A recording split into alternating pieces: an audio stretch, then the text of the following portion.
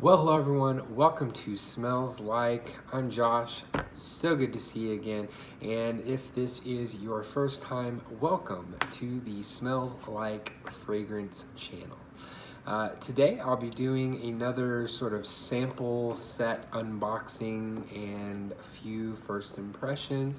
I've been doing this with some of the niche houses whenever I get like a discovery set or a sample set. Or samples in the mail or whatever.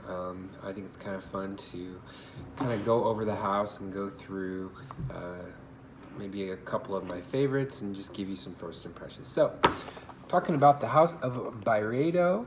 Byredo is based out of Stockholm, Sweden, which is kind of interesting. They are a niche fragrance brand, really geared towards kind of the high-end, niche perfume lovers. And these fragrances can be found in like high-end department stores. Barney's I know carries Byredo. Not sure what other stores, but you can find these online. And you can get this discovery set with 6 2 ml samples from the Byredo website for 20 bucks, and then that's with shipping and everything. And then that $20 you get a voucher with voucher code towards the purchase of any purchase that you make from Byredo. Then you get that $20 put towards that purchase. So pretty good deal, I think. So when you open it up, it's covered in this tissue paper and sealed with this sticker. Really a nice presentation, for 20 bucks and, for just some samples. Open it up and you've got 6 of their, I guess, most popular or biggest sellers. And I've kind of been going through and trying these out, so I think I can give you a little bit of my first impressions from the house.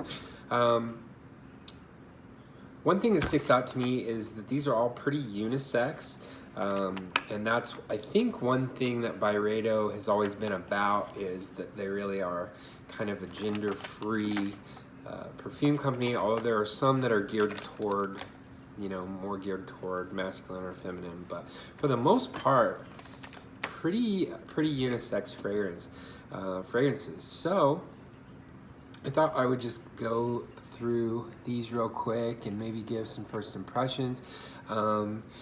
They've included, I think, the 3 most popular from their line: Gypsy Water, Mojave Ghost, and Bal d'Afrique, and these have gotten a lot of hype over the past couple of years, like the last 2 or 3 years. I feel like these have gotten a lot of talk in the fragrance community on YouTube and stuff. I think Byredo has been around for about 10 years now, but I feel like they've really taken off like in the last 3 to 5 years, and especially in the last 2 years or so. Kind of like the hype beast community has kind of embraced Byredo, and they did a collaboration with Off-White. So they've done some pretty cool stuff in kind of the designer hype beast world of, Off-White and Fear of God and Supreme and all that kind of stuff. So it's kind of in that world a little bit, which is interesting for niche perfumery to start to inhabit that space. So kind of interesting that that's the turn that they've kind of taken in the niche that they've started to fill.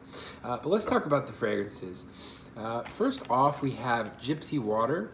Gypsy Water is based on, like sandalwood, incense, juniper berries. There's some vanilla sweetness in this. I actually wore this today, and it's really nice. These are all pretty light fragrances. They all are kind of transparent. The way I would describe these, I describe a lot of the Hermes scents as being really transparent and ethereal.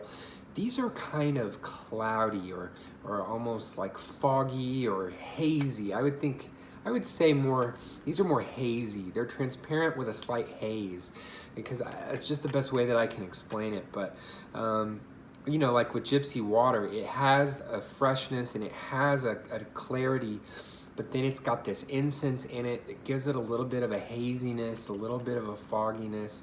A lot of these utilize amber in the base. So ambery nuances, incense, vanilla. But they're all really interesting, and this one definitely piqued my interest. And just wearing it today, I really enjoyed it. I most noticed the incense and the vanilla and the sandalwood, and then a little bit of zingy like juniper berry and like pine needles. So really interesting one.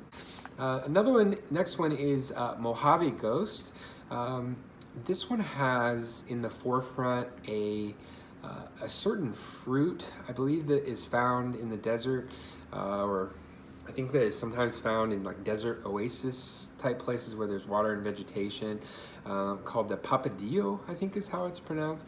And papadillo is like a cross between a peach and a pear, and so this kind of has a sweet, slightly juicy peach pear thing going on, as well as, let's see, notes like magnolia, which gives it kind of like a lemon zest tinged white floral. It's very interesting. There's kind of a soft violet in this, there's some cedar, and there's some ambergris. So really another interesting one.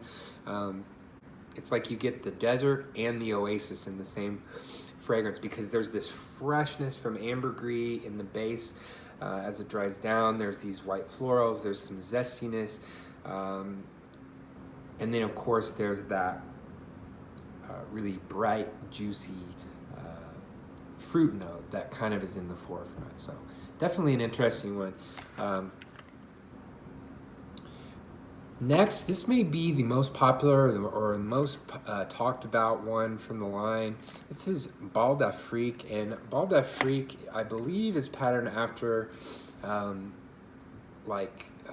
North African culture or like Moroccan type culture, except for in Paris. I think it's like people that, like I think a wave of culture that happened in Paris at a certain point where African culture was really big in Paris, and this is a nod to that time period, I guess, if that makes sense. This is mainly based on vetiver. There are some floral notes like violet, magnolia I think is in this one too, like an African magnolia. I'm not sure if that's the same thing that's used in the same magnolia that was used in this. There's some violet, there's some neroli. So there are a lot of like kind of nice, some heady, but some kind of citric, like white type florals. There's a good dose of citrus. There's a nice dose of black currant in this one. Let's see. There's an amber accord. There is a really nice musk in this one that comes from ambrette seeds. A lot of times ambrette seeds are used to create like a musk accord, and so there's a really interesting kind of soft musk in this. Some people compare this one to vetiver tonka from Hermes, because vetiver is the main note, and then there's a little bit of sweetness, a little bit of citrus, and it's very transparent, like the Hermes, but a really nice, I think probably my favorite from the line that I've tried so far is Bal d'Afrique, because it does have this really great green grassy vetiver and some woods, but also a whole lot of interesting florals, some interesting fruits and citrus and things. That really makes it wear in a unique way, and really develop in different stages that I enjoy. Actually, this one, not in the smell necessarily, a little bit in the smell, but mostly in kind of the style. This reminds me a little bit of Timbuktu by L'Artisan Parfumeur. Vetiver and some kind of zesty notes and some fresh notes and some florals, but then a little bit of like a heady amber to go with it, and so that's why that reminds me of Timbuktu a little bit. But this one, my favorite from the line so far. La Tulipe is actually a lovely tulip-based scent. I mean, I think that it's tulip and a few other florals And that's pretty much it. And it smells just like a fresh tulip. I had my mom loves tulips. I had her try this one, and she absolutely loved it. It smells of quality, it smells high end, and it just is a really nice tulip based floral fragrance. It may work well for people that enjoy a little bit more of a feminine floral touch, but I would have no problem wearing this. I think it smells good to me, and so I'll still wear that one if I'm ever kind of in the mood for that. I think in the spring that would be a good one to wear when the flowers begin to bloom. Next one, this is Blanche, and Blanche is supposed to smell like the color white. Blanche means white, and it really does. It is a really aldehydic fragrance. Kind of smells like fresh linens. It has definitely a fresh fabric softener, clean laundry accord to it, and I think that's the aldehydes. It also has some musk. It's got some florals. I think it's got like some sandalwood, maybe some other woods in there. Oh, the peony is one of the main floral notes that is used in this, and so it has a really nice light floral thing going on from the peony, which is actually the state flower of my home state of Indiana. So this one is interesting. The floral nuances could make this one skew slightly feminine, but on skin, the musk in this and the aldehydes and the woods, they kind of work with your skin chemistry, and so I think this one could easily be unisex as well. And last we have Rose of No Man's Land, which, believe it or not, contains the note of rose. And this really does have a lovely red rose accord mixed with some pink pepper, and it makes that rose a little bit fizzy, like a little bit sparkling, kind of makes it like a fresh rose. It isn't heady rose like doesn't make me think like of my grandmother, the rose, those kind of powdery, heady rose fragrances that my grandma used to wear. Actually, a rose fragrance that is easily unisex. There's some other florals, but mainly it's that rose with the pink pepper. I think Rose of No Man's Land is a tribute to the nurses of World War I. I think that the Roses of No Man's Land was what they referred to the nurses who were there helping the soldiers and putting their lives in danger. So pretty cool tribute, and they really use a nice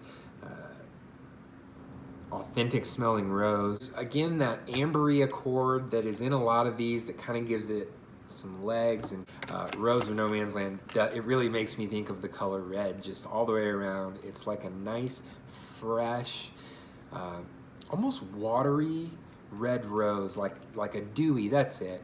This smells like a fresh, dewy red rose. And really a beautiful fragrance. So Byredo, interesting house that I'm glad to have put my nose on and tried some of these out. Let me know in the comments what you think of Byredo. Do you have a favorite from the house of Byredo? Let me know. And if you'd like to do this again sometime, go ahead and hit the subscribe button so that I can see you next time. Thanks so much for watching.